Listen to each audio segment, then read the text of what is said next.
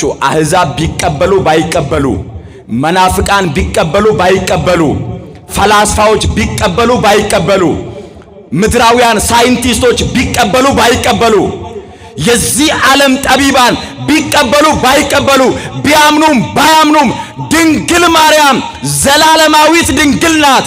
ከኢየሱስ በቀር ሌላ ልጅ የላትም። ብቸኛ ልጇ ኢየሱስ ነው። መድኃኒት የሆነ ጌታ የሆነ የነገስታት ንጉሥ የሆነ የአማልክት አምላክ የሆነውን አንዱን ክርስቶስን በድንግልና ጸንሳ በድንግልና ወልደዋለች። ሳትጸንሰው ድንግል ናት። በጸነሰችው ጊዜ ድንግል ናት። ከጸነሰችውም በኋላ ከወለደችውም በኋላ ድንግል ናት። እነርሱ ስላልተቀበሉ ትምህርት አንቀይርም። እነርሱ ስላልተቀበሉ ሃይማኖት አንቀይርም። እነርሱ ስላልተቀበሉ ያመነውን እውነት በሰዎች ቅንድብ አንሸቃቅጠውም። ድንግል ማርያም ዘላለማዊት ድንግል ናት። የተዘጋ በር ማንም ያልገባበት የሰራዊት ጌታ ብቻ በመንፈስ ቅዱስ በማይመረመር ከሰው አእምሮ በላይ በሆነ ገብቶ ተወልዶ ወጥቷል። ስለዚህ በድንግልና ጸንሳ በድንግልና ትወልደዋለች። ይሄንን መጽሐፉ ላይ ተጽፎ አገኘ።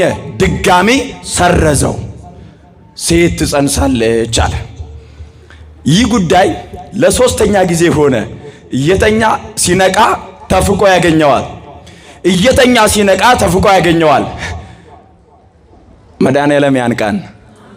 አሜን በሉ ወገኖቼ። በጣም ብዙዎቻችን በሃይማኖት ጉዳይ ላይ ተኝተናል፣ አንቀላፍተናል። በድንግል ማርያም ጉዳይ ላይ ብዙዎች እንቅልፍ ይዟቸዋል። ምን ማለት መሰላችሁ? ልክ የሆኑት ሰዎች ተደራጅተው ሷ እንደዚህ ከዮሴፍ ጋር እንደዚህ ምናምን ሲባል እኛ ጸጥ፣ ሲከካ ሲቦካ ምንም አንናገርም፣ ጥቅስ አንጠቅስም። ሮሜ፣ ገላትያ፣ ዕብራውያን ምናምን ሲሉ እኛ ጸጥ። አንቀላፍተናል፣ ተኝተናል። እንንቃ። ሃይማኖታችንን እንወቅ። ቤተ ክርስቲያናችንን እንወቅ። ዶግማችንን እንወቅ። ክርስትናችንን እንወቅ። ባህር ላይ እንደ ተጣለ ኩበት እንዳንወዛወዝ በእምነታችን ጸንተን እንድንኖር በተቀበልነው እውነት ተረድተነው አውቀነው ገብቶን እንድንኖር። ስለዚህ መልአክ ተገለጠለትና እንደዚህ አለው፣ ስምዖን ይህ ነገር ይፈጸማል። ምን ይሆናል? እስኪ ይፈጸማል በሉ። እግዚአብሔር የልቦናችሁን መሻት ይፈጽምላችሁ።